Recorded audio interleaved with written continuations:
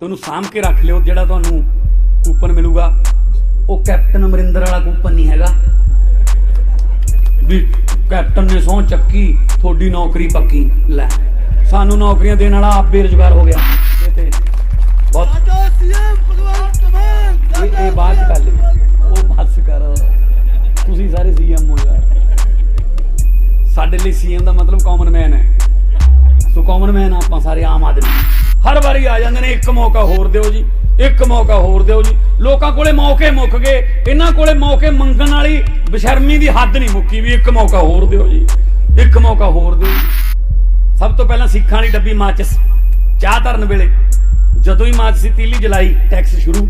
क्योंकि जो जाओगे करतारपुर दुकान ते तां माचिस खरीदोगे तो उत्ते टैक्स लगदा जी। जे तुहाडे कोले गैस का सिलेंडर है लाइटर तुसीं जलाया टैक्स शुरू, गैस ते टैक्स है। फिर चाह पत्ती पाई टैक्स, दुध टैक्स, फोन करता टैक्स, खेत जाने हो ट्रैक्टर च डीजल पाया टैक्स, घरें आ गए सब्जियां टैक्स। तो शायद रात नूं रोटी खा के सौण वेले कहंदे होंगे मंजे ते पै के शुक्र है हुण टैक्स नहीं लगने। ना उपर पक्खा चली जांदा है टैक्स। भगवंत मान जदों भी स्टेज ते आउंदे ने तां विरोधियां दे पसीने छुड़वा दिंदे ने। इस बार भी जदों अरविंद केजरीवाल पंजाब दे दौरे ते आए ने तां केजरीवाल दे नाल नाल स्टेज ते घैंट स्पीचां दिंदे नज़र आए ने। ते इस बार भी जदों वो स्टेज ते आए तां गल्लां बातां वाली कहंदे अत करा दित्ती। ते इस बार जिहड़ा विरोधियां दियां परेशानियां नूं होर वधा दित्ता है। ते की क्या उन्होंने स्टेज ते खड़ के अपने विरोधियां नूं, आओ एक बार आपां सारे सुणदे हां। ते शायद रात नूं रोटी खा के सौण वेले कहंदे होंगे मंजे ते पै के शुक्र है हुण टैक्स नहीं लगने। ना उपर पक्खा चली जांदा है टैक्स।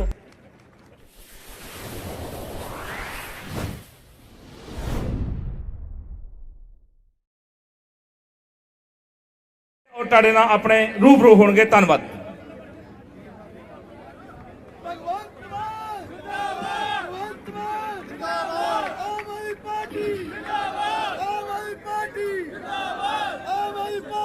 पिंड सराय खास सारी साध संगत मावा भैणा अज तुहाडा आशीर्वाद लैन पहुंचे दिल्ली के मुख मंत्री अरविंद केजरीवाल जी, विधान सभा दे विच आम आदमी पार्टी के नेता हरपाल चीमा जी, आम आदमी पार्टी के को इंचार्ज दिल्ली तो राघव चड्डा जी, in charge political affairs Jarnail Singh ji, Kunwar Vijay Pratap जी, ते पार्टी दे लेडीज़ विंग के प्रधान, होर अहुदेदार साहबान, वलंटियर साहबान, जिन्ने भी तुसी इत्थे छोटे जे सद्दे ते पहुंचे हो, तुहाडा जी आयां नूं, खैर मकदम, वैलकम। तुहाडा चलिया होया एक एक कदम साडे सिर मत्थे। सब तो पहला फतेह प्रवान करियो। वाहिगुरू जी का खालसा, वाहिगुरू जी की फतेह। अज आउणसार मत्था टेकिया, गुरु साहब अगे अरदास की कि परमात्मा सानू समत बख्शे, परमात्मा सानू बल बख्शे। जिस काम लई असी लड़ाई लड़ रहे हैं, पंजाब दी, पंजाब नू पंजाब बनाउण दी, पंजाब दी अणख ते इज्जत बहाल करन दी, पंजाब दे चुल्हियां दे विच जिहड़ी अग बुझदी जांदी है उस अग नूं बचाउण दी, पंजाब दे सिवियां दे विच जिहड़ी अग दीयां लाटां उच्चियां हुंदियां जांदियां ने, भावें ओह नशा करके मर गए, भावें ओह खुदकुशियां कर रहे ने, महंगाई, गरीबी, बेरोजगारी, ਉਹਨਾਂ ਅੱਗਾਂ ਨੂੰ ਬੁਝਾਉਣ ਦੀ ਅਰਦਾਸ ਕੀਤੀ ਹੈ। ਪ੍ਰਮਾਤਮਾ ਸਾਨੂੰ ਸਮਤ ਬਖਸ਼ੇ। ਅਸੀਂ ਤਾਂ ਤੁੱਛ ਜਿਹੇ ਆਮ ਜਿਹੇ ਆਦਮੀ ਆ, ਬਸ ਓਟ ਆਸਰਾ ਪ੍ਰਮਾਤਮਾ ਦਾ ਹੈ। ਅੱਜ ਦਾ ਪ੍ਰੋਗਰਾਮ ਹੈ ਵੀ ਖਾਸ ਤੇ ਪਿੰਡ ਦਾ ਨਾਮ ਵੀ ਸਰਾਏ ਖਾਸ। ਮਾਵਾਂ ਭੈਣਾਂ ਮੇਰੇ ਸਾਹਮਣੇ ਬੈਠੀਆਂ ਨੇ। ਮੈਨੂੰ ਬੜੀ ਖੁਸ਼ੀ ਹੋ ਰਹੀ ਹੈ ਕਿ ਤੁਸੀਂ ਅੱਜ ਇੰਨੀ ਭਾਰੀ ਗਿਣਤੀ 'ਚ ਇੱਥੇ ਆਏ ਹੋ। ਨਹੀਂ ਤਾਂ ਆਮ ਤੌਰ ਤੇ ਰੈਲੀਆਂ ਦੇ ਵਿੱਚ ਜਾਂਦੇ ਆ ਤਾਂ 40 50 60 70 ਔਰਤਾਂ ਮਾਵਾਂ ਭੈਣਾਂ ਆਉਂਦੀਆਂ ਨਹੀਂ। ਮੈਂ ਅਕਸਰ ਕਹਿਣਾ ਹੁੰਦਾ ਸਟੇਜ ਤੇ, ਜਿੱਥੇ ਵੀ ਮੈਨੂੰ ਮੌਕਾ ਮਿਲੇ ਮੈਂ ਗੱਲ ਕਹਿਣਾ ਹੁੰਦਾ ਕਿ ਜੇ ਤੁਸੀਂ ਜ਼ਰੂਰ ਇਹਨਾਂ ਪ੍ਰੋਗਰਾਮਾਂ 'ਚ ਹਿੱਸਾ ਲਿਆ ਕਰੋ ਜਿੱਥੇ ਅੱਗੇ ਘਰ ਚਲਾਉਣ ਦੀਆਂ ਗੱਲਾਂ ਚੱਲਦੀਆਂ ਨੇ, ਪਾਲਿਸੀਆਂ ਬਣਦੀਆਂ ਨੇ, ਲੀਡਰ ਆਉਂਦੇ ਨੇ। ਜੇ ਤੁਹਾਡੇ ਬਿਨਾ ਘਰ ਨਹੀਂ ਚੱਲ ਸਕਦੇ ਤਾਂ ਤੁਹਾਡੇ ਬਿਨਾ ਮੁਲਕ ਵੀ ਨਹੀਂ ਚੱਲ ਸਕਦਾ। ਇਹ ਗੱਲ ਯਾਦ ਰੱਖਿਓ। ਤੁਸੀਂ ਘਰ ਚਲਾਉਂਦੇ ਹੋ ਤਾਂ ਮੁਲਕ ਵੀ ਤੁਹਾਡੇ ਨਾਲ ਹੀ ਚੱਲੂ। ਹੁਣ ਉਹ ਪੁਰਾਣਾ ਜ਼ਮਾਨਾ ਨਹੀਂ ਰਿਹਾ ਕਿ ਇੱਕੋ ਲਾਣੇਦਾਰ ਦੇ ਕਹੇ ਤੇ ਸਾਰਾ ਟੱਬਰ ਇੱਕੋ ਪਾਸੇ ਭੁਗਤ ਗਿਆ, ਜਾਂ ਕਿਸੇ ਨੇ ਮਾਮੇ ਫੁੱਫੜ ਨੇ ਮਾਸੜ ਨੇ ਕਹਿਤਾ ਉਹਦੇ ਦਬਾਅ ਥੱਲੇ ਆ ਕੇ ਅਸੀਂ ਅੱਖਾਂ ਮੀਚ ਕੇ ਬਟਨ ਦੱਬਤਾ, ਬਾਅਦ ਦੇ ਵਿੱਚ ਪਛਤਾਈ ਗਏ। ਅੱਜ ਪੰਜਾਬ ਦੇ ਹਾਲਾਤ ਜਿਹੜੇ ਨੇ ਉਹ ਬਹੁਤ ਨਾਜ਼ੁਕ ਨੇ। ਚੁੱਲ੍ਹਾ ਕਿਵੇਂ ਚੱਲਦਾ ਹੈ ਤੁਹਾਡੇ ਤੋਂ ਵੱਧ ਕੋਈ ਨਹੀਂ ਜਾਣਦਾ। ਮਹਿੰਗਾਈ ਕਿੰਨੀ ਹੋ ਗਈ ਤੁਹਾਡੇ ਤੋਂ ਵੱਧ ਕੋਈ ਨਹੀਂ ਜਾਣਦਾ। 2 ਡੰਗ ਦੀ ਰੋਟੀ ਮੁਸ਼ਕਲ ਹੋਈ ਪਈ ਹੈ ਤੇ ਲੀਡਰ ਹੈਲੀਕਾਪਟਰਾਂ ਤੇ ਲੀਡਰ ਮਹਿਲਾਂ 'ਚ ਤੇ ਸਾਡੇ ਕੋਠੇ 'ਚ ਆਉਣ ਲੱਗ ਗਏ। ਸਾਡੇ ਧੀਆਂ ਪੁੱਤ ਡਿਗਰੀਆਂ ਲੈ ਕੇ ਘਰ ਮੁੜ ਆਏ ਵਾਪਸ, ਤੇ ਮਾਂ ਕਹਿੰਦੀ ਹੈ ਆਪਣੇ ਪੜ੍ਹੇ ਲਿਖੇ ਪੁੱਤ ਨੂੰ, ਪੁੱਤ ਡਿਗਰੀ ਲਈ ਹੈ, ਨੰਬਰ ਵੀ ਬਹੁਤ ਸੋਹਣੇ ਆਏ ਨੇ, ਭੈਣ ਦਾ ਵਿਆਹ ਕਰਨਾ ਹੈ, ਜਾਂ ਡਿਗਰੀ ਲੈ ਕੇ ਸਰਕਾਰ ਕੋਲੇ ਜਾ, ਨੌਕਰੀ ਲੈ ਕੇ ਆ। ਪੁੱਤ ਆਪਣੀ ਡਿਗਰੀ ਚੱਕ ਕੇ ਸਵੇਰੇ 5 ਵਜੇ ਵਾਲੀ ਬੱਸ ਫੜਨ ਵਾਸਤੇ ਤਿਆਰ ਹੁੰਦਾ ਹੈ ਤਾਂ ਮਾਂ ਖੰਡ ਵਾਲਾ ਦਹੀਂ ਉਹਦੇ ਮੂੰਹ 'ਚ ਪਾ ਕੇ ਉਹਨੂੰ ਭੇਜਦੀ ਹੈ ਤੇ ਸਾਰਾ ਦਿਨ ਗੁਰਦੁਆਰਾ ਸਾਹਿਬ 'ਚ, ਮੰਦਿਰ 'ਚ, ਮਸਜਿਦ 'ਚ ਅਰਦਾਸਾਂ ਕਰਦੀ ਹੈ। ਅੱਜ ਮੇਰਾ ਪੁੱਤ ਨੌਕਰੀ ਲੈਣ ਗਿਆ ਹੋਇਆ ਹੈ, ਪ੍ਰਮਾਤਮਾ ਮਿਹਰ ਕਰੀ, ਸਾਡੇ ਘਰ ਦੀ ਹਾਲਤ ਬਦਲ ਜੂਗੀ। ਪਰ ਉਸ ਮਾਂ ਦਾ ਕਾਲਜਾ ਉਦੋਂ ਫਟ ਜਾਂਦਾ ਹੈ ਜਦੋਂ ਉਹ ਸ਼ਾਮ ਨੂੰ ਆਪਣੇ ਪੁੱਤ ਨੂੰ ਲਹੂ ਲਹਾਨ ਹਾਲਤ 'ਚ ਦੇਖਦੀ ਹੈ। ਪੱਗ ਉਹਦੇ ਹੱਥ 'ਚ ਫੜੀ ਹੁੰਦੀ ਹੈ, ਸਿਰ 'ਚੋਂ ਲਹੂ ਚੱਲਦਾ ਹੁੰਦਾ ਹੈ। ਮਾਂ ਭੱਜ ਕੇ ਜਾਂਦੀ ਹੈ, ਪੁੱਤ ਕੀ ਹੋ ਗਿਆ?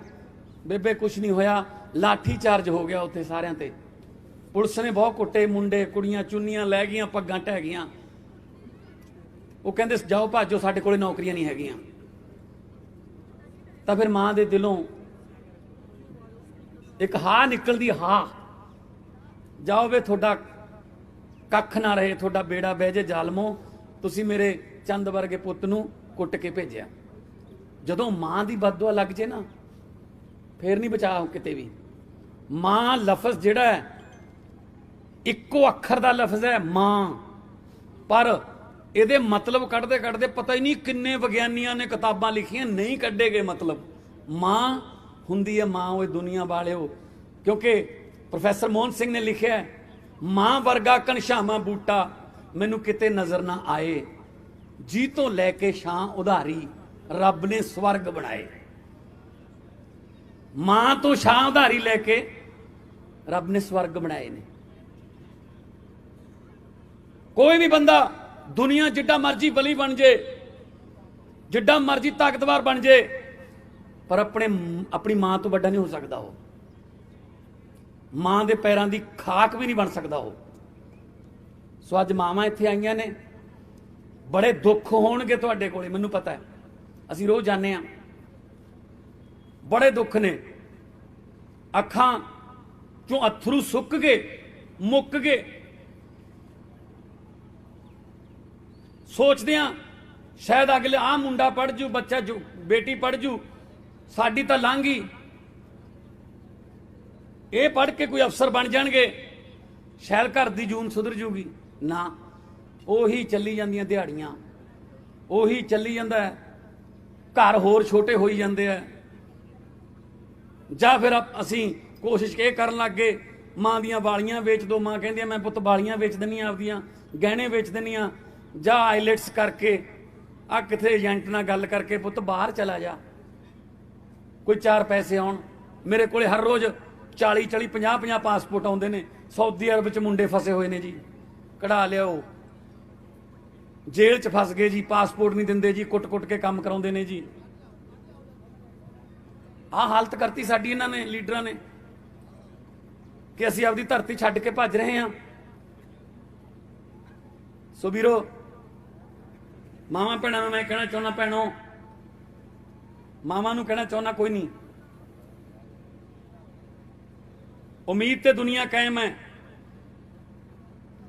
ਆ ਨਾਲ ਹੀ ਸੁਰਜੀਤ ਪਾਤਰ ਜੀ ਦਾ ਪਿੰਡ ਹੈ, ਉਹਨਾਂ ਨੇ ਲਿਖਿਆ, ਕੀ ਹੋਇਆ ਜੇ ਪੱਤਝੜ ਆਈ, ਤੂੰ ਅਗਲੀ ਰੁੱਤ ਵਿੱਚ ਯਕੀਨ ਰੱਖੀ, ਮੈਂ ਲੱਭ ਕੇ ਲਿਆਉਣਾ ਕਿਤੋਂ ਕਲਮਾਂ, ਤੂੰ ਫੁੱਲਾਂ ਜੋਗੀ ਜ਼ਮੀਨ ਰੱਖੀ। ਕਲਮੇ ਅਸੀਂ ਲੱਭ ਲਾਂਗੇ, ਜ਼ਮੀਨ ਥੋੜੀ ਜਿਹੀ ਫੁੱਲਾਂ ਜੋਗੀ ਹੋਵੇ, ਆਪਣੇ ਘਰਾਂ 'ਚ ਫੁੱਲ ਉੱਗਣਗੇ। ਇੱਕ ਗੱਲ ਮੈਂ ਤੁਹਾਨੂੰ ਕਹਿ ਸਕਦਾ, ਕੋਈ ਵੀ ਸਰਕਾਰ ਜੇ ਕਹਿੰਦੀ ਹੈ, ਜੇ ਕੋਈ ਲੀਡਰ ਕਹਿੰਦਾ ਕਿ ਅਸੀਂ ਤੁਹਾਡੀ ਗਰੀਬੀ ਦੂਰ ਕਰ ਦਿਆਂਗੇ, ਝੂਠ ਬੋਲਦੇ ਨੇ। ਕੋਈ ਸਰਕਾਰ, ਕੋਈ ਲੀਡਰ, ਉਹਦੇ ਕੋਲੇ ਕੋਈ ਗਿੱਦੜ ਸਿੰਘੀ, ਕੋਈ ਜਾਦੂ ਦੀ ਛੜੀ ਨਹੀਂ ਹੈਗੀ, ਉਹ ਗਰੀਬੀ ਦੂਰ ਕਰ ਦੇ। ਗਰੀਬੀ ਕੌਣ ਦੂਰ ਕਰ ਸਕਦਾ ਹੈ? ਗਰੀਬੀ ਦੂਰ ਕਰ ਸਕਦੇ ਨੇ ਤੁਹਾਡੇ ਬੱਚੇ, ਜੇ ਉਹਨਾਂ ਨੂੰ ਵਧੀਆ ਪੜ੍ਹਾਈ ਮਿਲੇ, ਅਫਸਰ ਬਣਨਗੇ, ਅਫਸਰ ਬਣ ਕੇ ਤੁਹਾਡੇ ਘਰਾਂ ਦੀ ਗਰੀਬੀ ਉਹ ਚੱਕਣਗੇ। ਆਮ ਆਦਮੀ ਪਾਰਟੀ ਜਿੰਦਾਬਾਦ, ਆਮ ਆਦਮੀ ਪਾਰਟੀ ਜਿੰਦਾਬਾਦ, ਆਮ ਆਦਮੀ ਪਾਰਟੀ ਜਿੰਦਾਬਾਦ। ਇਸੇ ਕਰਕੇ ਉਹ ਗਰੀਬਾਂ ਦੇ ਬੱਚਿਆਂ ਨੂੰ ਪੜ੍ਹਨ ਨਹੀਂ ਦਿੰਦੇ। ਉਹਨਾਂ ਨੂੰ ਪਤਾ ਹੈ ਕਿ ਜੇ ਗਰੀਬ ਦਾ ਬੱਚਾ ਪੜ੍ਹ ਗਿਆ ਅਫਸਰ ਬਣ ਜੂ, ਅਫਸਰ ਬਣ ਗਿਆ ਘਰ ਦੀ ਗਰੀਬੀ ਚੱਕ ਦੂ। ਘਰ ਦੀ ਗਰੀਬੀ ਚੱਕੀ ਗਈ ਤਾਂ ਫਿਰ ਲੀਡਰਾਂ ਦੇ ਮਹਿਲਾਂ ਅੱਗੇ, ਤਾਂ ਲੀਡਰਾਂ ਦੀਆਂ ਕੋਠੀਆਂ ਅੱਗੇ ਸਵੇਰੇ ਸਵੇਰੇ ਅਰਜ਼ੀਆਂ ਲੈ ਕੇ, ਹੱਥ ਬੰਨ੍ਹ ਕੇ, ਲਾਈਨਾਂ ਲਾ ਕੇ ਕੌਣ ਖੜੂਗਾ ਜੀ? ਫਿਰ ਉਹ ਕਹਿੰਦੇ ਐਂ ਰੱਖੋ ਇਹਨਾਂ ਨੂੰ, ਇੱਥੇ ਹੀ ਰੱਖੋ ਇਹਨਾਂ ਨੂੰ, ਬਸ 9ਵੀਂ 10ਵੀਂ ਤੱਕ ਆ ਕੇ ਉਸ ਤੋਂ ਬਾਅਦ ਇੱਥੇ ਸਕੀਮਾਂ 'ਚ ਉਲਝਾ ਲਓ ਇਹਨਾਂ ਨੂੰ ਬਸ। ਦਿੱਲੀ ਦੇ ਵਿੱਚ ਅਰਵਿੰਦ ਕੇਜਰੀਵਾਲ ਜੀ ਆਏ ਹੋਏ ਨੇ, ਸਰਕਾਰੀ ਸਕੂਲਾਂ ਦੀ ਹਾਲਤ ਇੰਨੀ ਵਧੀਆ ਕਰਤੀ ਕਿ ਅੱਜ ਦਿੱਲੀ ਦੇ ਵਿੱਚ ਰਿਕਸ਼ੇ ਵਾਲੇ ਦਾ ਬੱਚਾ, ਇੱਕ ਡੀਸੀ ਦਾ ਬੱਚਾ ਤੇ ਇੱਕ ਝੁੱਗੀ ਝੋਪੜੀ ਵਾਲੇ ਦਾ ਬੱਚਾ ਇੱਕੋ ਬੈਂਚ ਤੇ ਬਹਿ ਕੇ ਪੜ੍ਹਨ ਲਾਤੇ, ਇੱਕੋ ਕਿਤਾਬ। ਨਹੀਂ, ਸਾਡੀਆਂ ਤਾਂ ਕਿਤਾਬਾਂ ਹੀ ਹੋਰ ਨੇ ਗਰੀਬਾਂ ਦੀਆਂ। ਸਾਨੂੰ ਤਾਂ ਉਹ ਕਿਤਾਬਾਂ ਹੀ ਨਹੀਂ ਦਿੰਦੇ ਜਿਹੜੀਆਂ ਅਫਸਰ ਬਣਾਉਂਦੀਆਂ ਨੇ। ਸਾਨੂੰ ਉਹ ਮਾਸਟਰ ਹੀ ਨਹੀਂ ਮਿਲਦੇ, ਸਕੂਲ ਹੀ ਨਹੀਂ ਮਿਲਦੇ ਜਿਹੜੇ ਮਾਸਟਰ, ਜਿਹੜੇ ਅਫਸਰ ਬਣਾਉਂਦੇ ਨੇ। ਸਾਨੂੰ ਤਾਂ ਹੋਰ ਹੀ ਪਾਸੇ ਲਾਈ ਫਿਰਦੇ ਆ, ਜਿੰਦਾਬਾਦ ਮੁਰਦਾਬਾਦ ਤੇ ਲਾਇਆ ਹੋਇਆ ਸਾਨੂੰ। ਭੇਡਾਂ ਵਾਂਗੂ ਕਦੇ ਇੱਧਰ ਹੱਕ ਲੈਂਦੇ ਨੇ, ਕਦੇ ਇੱਧਰ ਹੱਕ ਲੈਂਦੇ ਨੇ। ਹਰ ਵਾਰੀ ਆ ਜਾਂਦੇ ਨੇ, ਇੱਕ ਮੌਕਾ ਹੋਰ ਦਿਓ ਜੀ, ਇੱਕ ਮੌਕਾ ਹੋਰ ਦਿਓ ਜੀ। ਲੋਕਾਂ ਕੋਲੇ ਮੌਕੇ ਮੁੱਕ ਗਏ, ਇਹਨਾਂ ਕੋਲੇ ਮੌਕੇ ਮੰਗਣ ਵਾਲੀ ਬੇਸ਼ਰਮੀ ਦੀ ਹੱਦ ਨਹੀਂ ਮੁੱਕੀ ਵੀ ਇੱਕ ਮੌਕਾ ਹੋਰ ਦਿਓ ਜੀ, ਇੱਕ ਮੌਕਾ ਹੋਰ ਦਿਓ ਜੀ।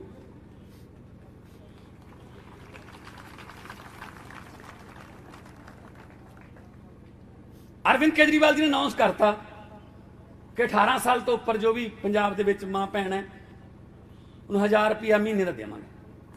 ਜਿਉਂ ਰੌਲਾ ਪਾਇਆ ਲੀਡਰਾਂ ਨੇ, ਇਹ ਕੀ ਕਰੀ ਜਾਂਦਾ ਅਰਵਿੰਦ ਕੇਜਰੀਵਾਲ, ਇਹ ਤਾਂ ਮੁਫਤਖੋਰੀ ਕਰੀ ਜਾਂਦਾ, ਇਹ ਤਾਂ ਐਵੇਂ ਸਿਰ ਚੜਾਈ ਜਾਂਦਾ ਲੋਕਾਂ ਨੂੰ। ਅਰਵਿੰਦ ਕੇਜਰੀਵਾਲ ਕਹਿੰਦਾ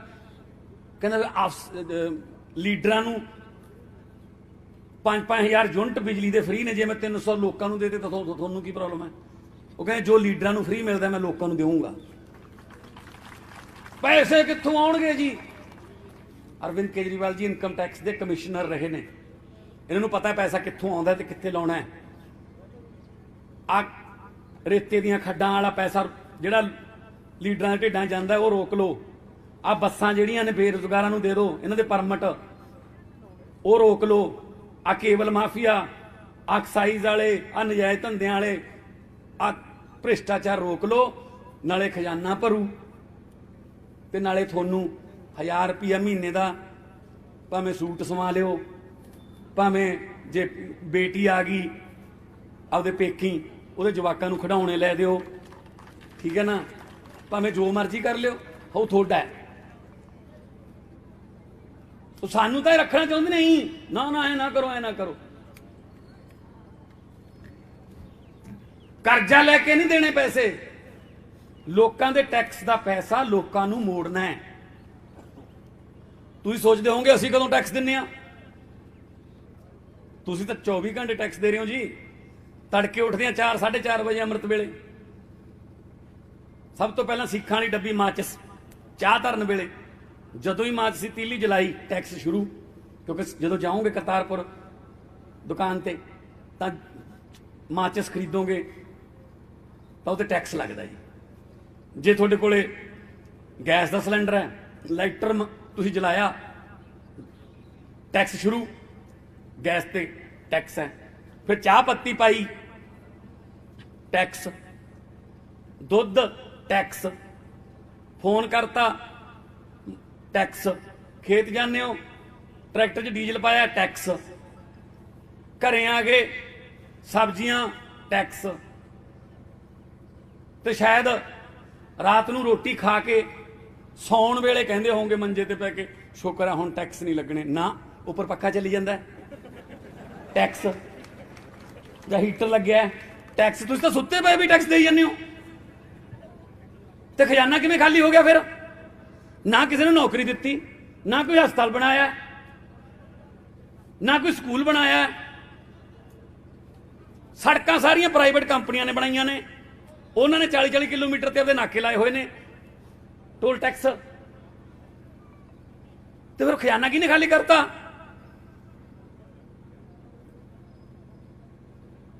ਲੋਕਾਂ ਦੇ ਟੈਕਸ ਤੋਂ ਪੈਸੇ ਬਚਾ ਕੇ ਲੋਕਾਂ ਨੂੰ ਸਹੂਲਤਾਂ ਦੇਣ ਨੂੰ ਮੁਫਤਖੋਰੀ ਨਹੀਂ ਕਹਿੰਦੇ।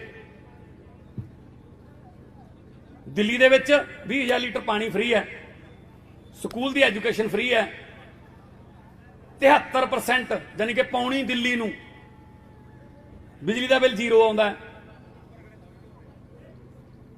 ਇੱਕ ਛੋਟੇ ਜਿਹੇ ਕੈਪਸੂਲ ਤੋਂ ਲੈ ਕੇ 50 ਲੱਖ 60 ਲੱਖ ਦੇ ਟੈਸਟ ਹੋਣ, ਚਾਹੇ ਆਪਰੇਸ਼ਨ ਹੋਣ, ਸਾਰੇ ਫ੍ਰੀ ਨੇ। ਪਰ ਦਿੱਲੀ ਤੇ 1 ਰੁਪਏ ਦਾ ਵੀ ਕਰਜ਼ਾ ਨਹੀਂ ਚੜਨ ਦਿੱਤਾ ਕੇਜਰੀਵਾਲ ਨੇ, ਕਿ ਕਰਜ਼ਾ ਲੈ ਕੇ ਜਿਹੜਾ ਉਹ ਸਹੂਲਤਾਂ ਦੇਤੀਆਂ। ਜਿਹੜਾ ਪੁਲ पार्टी जिंदाबाद, आम आदमी पार्टी जिंदाबाद, भगवंत मान जिंदाबाद। ਜਿਹੜਾ ਪੁਲ 350 ਕਰੋੜ ਚ ਬਣਨਾ ਸੀ, ਨਵੇਂ ਇੰਜੀਨੀਅਰ ਨਵੀਂ ਤਕਨੀਕ ਨਾਲ 200 ਕਰੋੜ ਚ ਬਣਾਤਾ, 150 ਕਰੋੜ ਬਚ ਗਿਆ। ਸਾਰੀ ਦਿੱਲੀ ਨੂੰ ਦਵਾਈਆਂ ਫ੍ਰੀ ਕਰਤੀਆਂ। ਇਹ ਚ ਕਾਦੀ ਮੁਫਤਖੋਰੀ ਹੈ ਬਈ? ਲੋਕਾਂ ਦਾ ਟੈਕਸ ਦਾ ਪੈਸਾ ਲੋਕਾਂ ਨੂੰ ਵਾਪਸ ਦੇਣ ਚ ਕੀ ਹਰਜ ਹੈ? ਸਾਰੀ ਦੁਨੀਆ ਦੀਆਂ ਸਰਕਾਰਾਂ ਦਿੰਦੀਆਂ ਨੇ, ਅਮਰੀਕਾ ਕੈਨੇਡਾ ਜਿਹਨੂੰ ਸੋਸ਼ਲ ਸਿਕਿਉਰਿਟੀ ਕਹਿੰਦੇ ਨੇ। ਆ ਟਰੂਡੋ ਹੋਰਾਂ ਨੇ ਕਰੋਨਾ ਵੇਲੇ ਪਾਏ ਨੇ, ਹਜ਼ਾਰਾਂ ਡਾਲਰ ਲੋਕਾਂ ਦੇ ਅਕਾਊਂਟਾਂ 'ਚ ਪਾਏ ਨੇ। ਸਰਕਾਰਾਂ ਦਾ ਫਰਜ਼ ਬਣਦਾ ਇਹ ਕਿ ਲੋਕ, ਉਹਨਾਂ ਕੋਲ ਟੈਕਸ ਦਾ ਪੈਸਾ ਪਿਆ, ਕੋਈ ਕੁਦਰਤੀ ਆਫਤ ਆ ਗਈ ਜਾਂ ਲੋਕਾਂ ਤੇ ਕੋਈ ਭੀੜ ਪੈ ਗਈ ਤਾਂ ਆਪਣੀ ਪ੍ਰਜਾ ਨੂੰ ਜਿਹੜਾ ਬਚਾਉਣਾ ਉਹਨਾਂ ਦਾ ਫਰਜ਼ ਬਣਦਾ ਹੈ, ਆਰਥਿਕ ਤੌਰ ਤੇ, ਮਾਨਸਿਕ ਤੌਰ ਤੇ। ਸੋ ਤਾਂ ਕਰਕੇ ਤੁਹਾਡੇ ਕੋਲੇ ਆਇਆ ਕਿ ਤੁਸੀਂ ਘਰਾਂ ਦੇ ਵਿੱਚ ਕੰਮ ਕਰਦੇ ਹੋ। ਕਹਿੰਦੇ ਵੀ ਔਰਤ ਬਿਨਾ ਘਰ ਨਹੀਂ ਹੁੰਦਾ। ਸੋ ਤੁਸੀਂ ਇਸ ਗੱਲ ਦੀ ਫਿਕਰ ਨਾ ਕਰਿਓ, ਹੁਣ ਬੜੀ ਜਲਦੀ ਤੁਹਾਨੂੰ ਚੁੱਲ੍ਹਿਆਂ ਦੀ ਅੱਗ ਦੀ ਫਿਕਰ ਨਹੀਂ ਰਹਿਣੀ, ਤੁਹਾਨੂੰ ਅਗਲੇ ਡੰਗ ਦੀ ਰੋਟੀ ਦੀ ਫਿਕਰ ਨਹੀਂ ਰਹਿਣੀ। ਰੋਜ਼ਗਾਰ ਵੀ ਮਿਲੂਗਾ ਤੁਹਾਡੇ ਬੱਚਿਆਂ ਨੂੰ, ਔਰ ਕੰਮਕਾਰ ਵੀ ਮਿਲੂਗਾ ਤੁਹਾਨੂੰ ਸਾਰਿਆਂ ਨੂੰ। ਅਸੀਂ ਨੌਜਵਾਨਾਂ ਦੇ ਹੱਥਾਂ ਚੋਂ ਟੀਕੇ ਖੋ ਕੇ ਟਿਫਨ ਫੜਾਉਣੇ ਚਾਹੁੰਦੇ ਹਾਂ। ਤੜਕੀ ਉਹ ਟਿਫਨ ਲੈ ਕੇ ਕੰਮ ਤੇ ਜਾਣ ਤੇ ਸ਼ਾਮ ਨੂੰ ਘਰੇ ਆਉਣ। ਜਿਹੜਾ ਬੰਦਾ ਨੌਕਰੀ ਕਰਦਾ ਹੈ, ਕੰਮ ਕਰਦਾ ਹੈ, ਉਹ ਕਦੇ ਚਿੱਟਾ ਨਹੀਂ ਲਾਉਂਦਾ, ਉਹਦੇ ਕੋਲ ਟਾਈਮ ਹੀ ਨਹੀਂ ਹੁੰਦਾ। ਇਹ ਤਾਂ ਵਿਹਲਾ ਮਨ ਸ਼ੈਤਾਨੀ ਦਾ ਘਰ ਹੈ। ਸੋ ਸਰਕਾਰਾਂ ਹੀ ਕਰਦੀਆਂ ਨੇ ਸਾਰਾ ਕੁਝ। ਸੋ ਤੁਹਾਡੇ ਵਰਗੇ ਆ, ਤੁਹਾਡੇ ਨਾਲ ਆ। ਤੁਸੀਂ ਅੱਜ ਇੱਥੇ ਆਏ ਹੋ ਇੰਨੀ ਭਾਰੀ ਗਿਣਤੀ 'ਚ। ਅੱਜ ਤੋਂ ਅਸੀਂ ਇਹ ਲਾਂਚ ਕਰਨ ਲੱਗੇ ਹਾਂ ਸਕੀਮ। ਫਾਰਮ ਭਰ ਕੇ ਤੁਹਾਨੂੰ ਸਾਂਭ ਕੇ ਰੱਖ ਲਿਓ। ਜਿਹੜਾ ਤੁਹਾਨੂੰ ਕੂਪਨ ਮਿਲੂਗਾ ਉਹ ਕੈਪਟਨ ਅਮਰਿੰਦਰ ਵਾਲਾ ਕੂਪਨ ਨਹੀਂ ਹੈਗਾ ਵੀ ਕੈਪਟਨ ਨੇ ਸਹੁੰ ਚੱਕੀ ਤੁਹਾਡੀ ਨੌਕਰੀ ਪੱਕੀ। ਲੈ, ਸਾਨੂੰ ਨੌਕਰੀਆਂ ਦੇਣ ਵਾਲਾ ਆਪ ਬੇਰੁਜ਼ਗਾਰ ਹੋ ਗਿਆ, ਉਹ ਫਿਰਦਾ ਜੀ। ਉਹਨੂੰ ਆਪ ਨੂੰ ਨਹੀਂ ਪਤਾ ਸੀ ਕਿ ਮੈਨੂੰ ਲਾ ਦੇਣਗੇ। ਉਹ ਨਹੀਂ ਹੈਗਾ ਕੂਪਨ। ਇਹ ਕੂਪਨ ਜਿਹੜਾ ਇਮਾਨਦਾਰੀ ਵਾਲਾ ਹੈ, ਇਹ ਕੂਪਨ ਜਿਹੜਾ ਗਰੰਟੀ ਵਾਲਾ ਹੈ, ਇਹ ਕੂਪਨ ਸੱਚੀ ਨੀਤ ਵਾਲਾ ਹੈ। ਸੋ ਇਸ ਕਰਕੇ ਬਹੁਤ ਬਹੁਤ ਮੈਂ ਵਧਾਈ ਦਿੰਦਾ ਬਲਕਾਰ ਸਿੰਘ ਜੀ ਨੂੰ, ਉਹਨਾਂ ਦੀ ਸਾਰੀ ਟੀਮ ਨੂੰ ਕਿ ਉਹਨਾਂ ਨੇ ਇੰਨੇ ਛੋਟੇ ਸੱਦੇ ਤੇ ਬਹੁਤ ਸਾਡਾ ਸੀਐਮ ਭਗਵੰਤ ਮਾਨ ਇਹ ਬਾਤ ਕਰ ਲਈ ਉਹ ਬਸ ਕਰ ਤੁਸੀਂ ਸਾਰੇ ਸੀਐਮ ਹੋ ਯਾਰ। ਸਾਡੇ ਲਈ ਸੀਐਮ ਦਾ ਮਤਲਬ ਕਾਮਨ ਮੈਨ ਹੈ। ਸੋ ਕਾਮਨ ਮੈਨ ਆਪਾਂ ਸਾਰੇ ਆਮ ਆਦਮੀ, ਠੀਕ ਹੈ ਨਾ। ਸੋ ਆ ਹੁਣ ਚੰਨੀ ਸਾਹਿਬ ਉਹ ਹਰ ਰੋਜ਼ ਜਾਂਦੇ ਆ ਕਿਤੇ, ਪਤਾ ਨਹੀਂ ਕੀ ਕਰੀ ਜਾਂਦੇ ਆ। ਮਤਲਬ ਕਹਿੰਦੇ ਮੈਂ ਬਾਂਦਰ ਕੀਲਾ ਖੇਡ ਲੈਣਾ, ਮੈਂ ਗੁੱਲੀ ਡੰਡਾ ਖੇਡ ਲੈਣਾ, ਮੈਂ ਬਰਸੀਮ ਵੀ ਵੱਢ ਲੈਣਾ, ਮੈਂ ਮੰਜੇ ਬੁਣ ਲੈਣਾ। ਯਾਰ ਹੁਣ ਆਪਣਾ ਜਿਹੜੇ ਮੁੱਦੇ ਹੋਣਗੇ ਉਹ ਬਾਂਦਰ ਕੀਲਾ ਹੋਊਗਾ।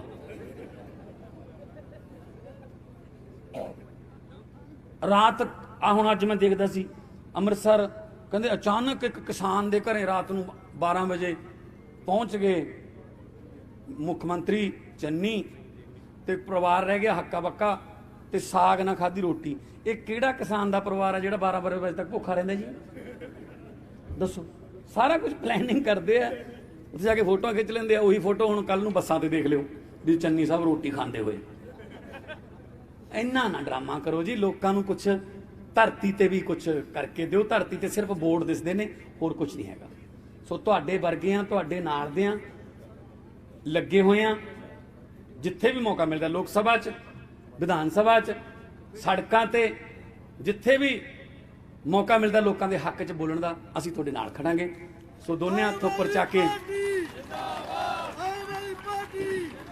ਦੋਨੇ ਹੱਥ ਉੱਪਰ ਚੱਕ ਕੇ ਦੋ ਨਾਰੇ ਲਾ ਦਿਓ। ਸ਼ਹੀਦਾਂ ਦੇ ਨਾਰੇ ਨੇ, ਉਹਨਾਂ ਦੀ ਆਤਮਾ ਨੂੰ ਸਕੂਨ ਮਿਲ ਜੂ। ਜਦੋਂ ਹੈਗੇ ਨੇ ਹਜੇ ਜਿਨ੍ਹਾਂ ਨੇ ਇਨਕਲਾਬ ਵਾਲਾ ਦੀਵਾ ਬੁਝਣ ਨਹੀਂ ਦਿੱਤਾ। ਇਨਕਲਾਬ, ਇਨਕਲਾਬ, ਬੋਲੇ ਸੋ ਨਿਹਾਲ।